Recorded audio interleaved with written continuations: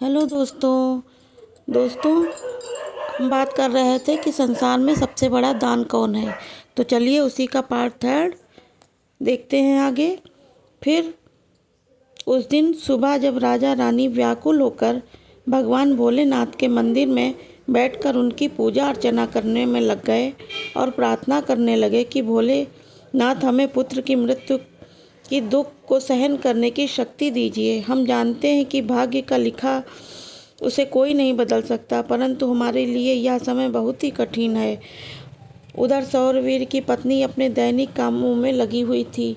हर दिन की तरह वह भूखे गरीबों को भोजन करा रही थी, पक्षियों को दाना डाल रही थी और ज़रूरतमंदों को सहायता में लगी थी। उसे अपने पति की आयु के बारे में कुछ भी नहीं पता था। सौरवीर बगीचे में टहल रहा था।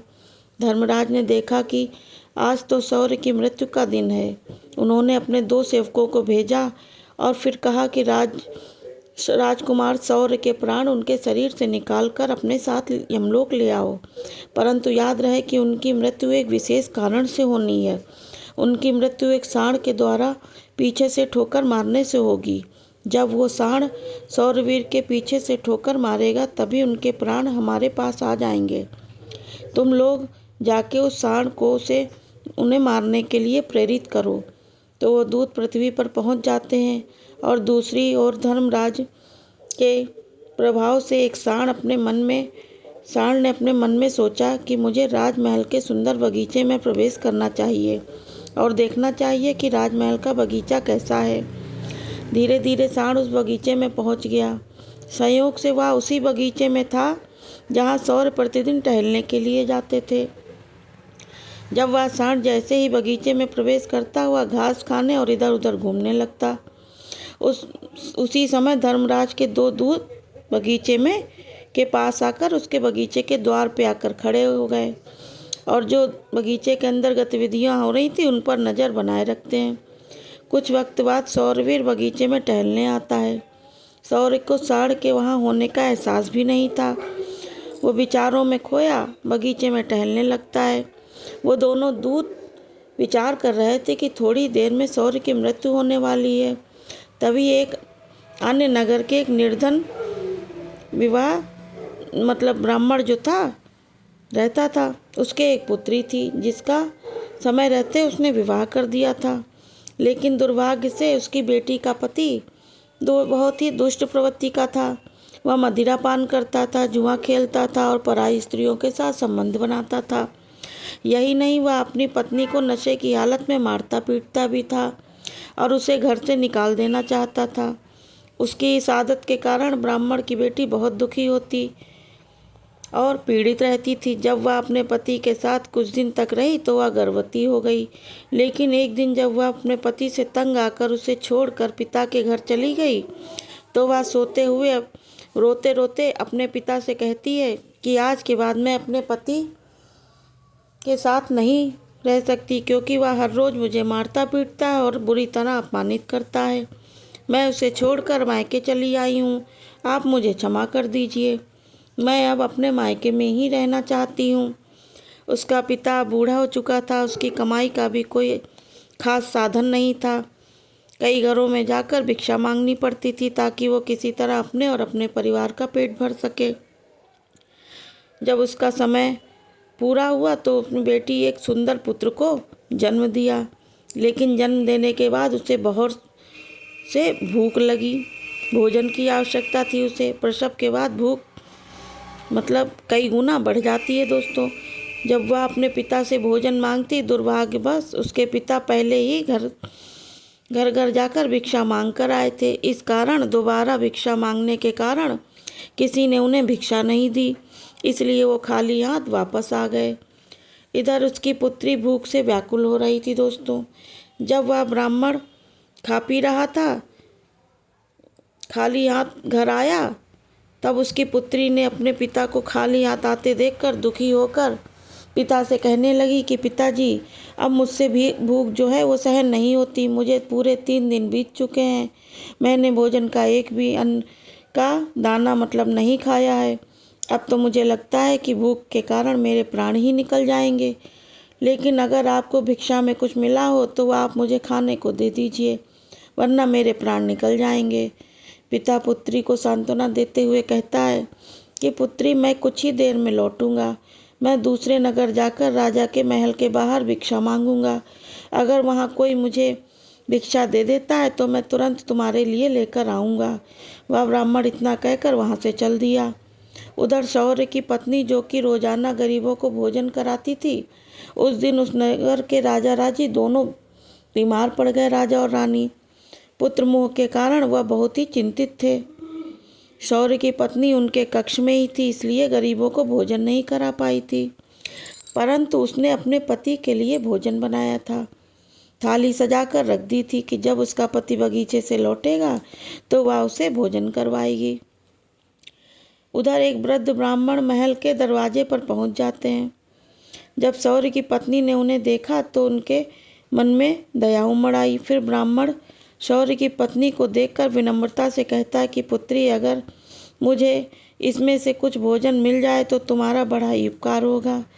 शौर्य की पत्नी को दया आ गई, लेकिन वह सोचने लगती है कि ये भोजन अगर मेरे पति ने पति के लिए बनाया है, अगर मैं इन्हें दे दूंगी तो मेरे पति क्या खाएंगे।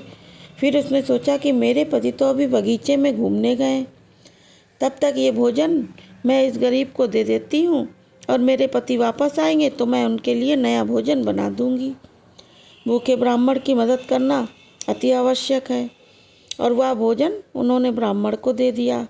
उसके बाद वह ब्राह्मण जल्दी जल्दी अपने नगर की ओर रवाना हो गए। वह भोजन लेकर घर आया और पुत्री से 3 दिनों से भूखी पुत्री को भोजन दिया। उधर राजकुमार शौर्य जो थे वो बगीचे में टहलने गए थे, अपने कक्ष की तरफ वापस लौट रहे थे, तो वो दोनों सेवक बगीचे के बाहर उनके प्राण लेने को तैयार खड़े थे। एक सांड धर्मराज की माया से प्रेरित होकर वहीं टहल रहा था। वो दोनों दूत सोच रहे थे कि कुछ पल बाद वह सांड ठोकर मारेगा और हम राजकुमार के प्राण लेकर वापस यमलोक पहुंच जाएंगे। उधर उस बालक ब्राह्मण ने वह भोजन अपनी बेटी को दिया। बेटी पूछने लगी कि पिताजी, भोजन आप कहाँ से लाए हैं? तब ब्राह्मण बोला कि पुत्री, यह भोजन मुझे दूसरे नगर की महारानी ने दिया है। उस नगर के राजा की बहू जो है वो बहुत दयालु है, उसी ने मुझे यह स्वादिष्ट भोजन दिया है। ब्राह्मण की पुत्री मन ही मन में उस स्त्री के लिए आशीर्वाद निकलने लगा। वह भगवान से प्रार्थना करने लगी कि मेरे पिता को जिसने भी ये भोजन दिया है उसका सुहाग अमर रहे और वह सौभाग्यवती बनी रहे। जैसे ही उसने भोजन का निवाला अपने मुंह में डाला, उसकी आत्मा की तृप्ति हो गई और उसके सच्चे मन से उसके मुंह से आशीर्वाद निकलने लगा कि उसका पति दीर्घायु और स्वस्थ रहे।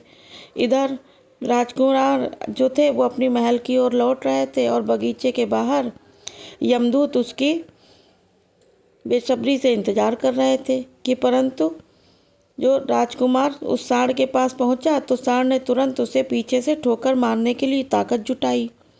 वो अपने सींगों से उसे मारने ही वाला था कि अचानक से 2 देवदूत वहां प्रकट हो जाते हैं और अपनी दिव्य शक्ति से उस सांड को बेहोश कर देते हैं। सांड जिससे हिल भी नहीं पाता और आगे बढ़ने की जिसमें बिल्कुल भी शक्ति नहीं थी। अब वह सांड सोचने लगा कि मुझे क्या हो गया है, मैं अभी पीछे से ठोकर मारने वाला था, अब मैं खुद ही नहीं चल पा रहा हूँ। उसकी समझ में नहीं आ रहा था कि यह सब क्यों और कैसे हो रहा है। तो भगवान विष्णु जी कहते हैं कि यह सब उस ब्राह्मण की भूखी पुत्री का आशीर्वाद था जो उसने भोजन करते वक्त दिया था। उसी शक्ति से वे देवदूत यहाँ आए थे, आकर खड़े हो गए थे। इसके बाद वे देवदूत यमराज को देवदूतों से कहते हैं कि अगर इस राजकुमार के प्राण नहीं ले सकते, जिस प्रकार श्राप असर दिखा सकता है उसी प्रकार आशीर्वाद भी फलित हो सकता है। यमराज के दूत देवदूत से कहते हैं कि हमें राजकुमार के प्राण लेने दो, परंतु देवदूत कहते हैं ऐसा नहीं होगा, हमें शिवजी ने भेजा है। दोनों पक्षों में बहस छिड़ गई। फिर ये बहस धीरे धीरे युद्ध में बदल गई। देवदूतों की शक्ति के आगे यमदूत असहाय हो गए और हार मानकर वापस यमलोक चले गए। जब यमलोक पहुँचे तो दूतों ने यमराज से कहा कि हे महाराज, हम उस राजकुमार के प्राण नहीं ले पाए। तब यमराज दूतों से कहते हैं, यह कैसी विडंबना है, तुम लोग खाली हाथ क्यों वापस आ गए।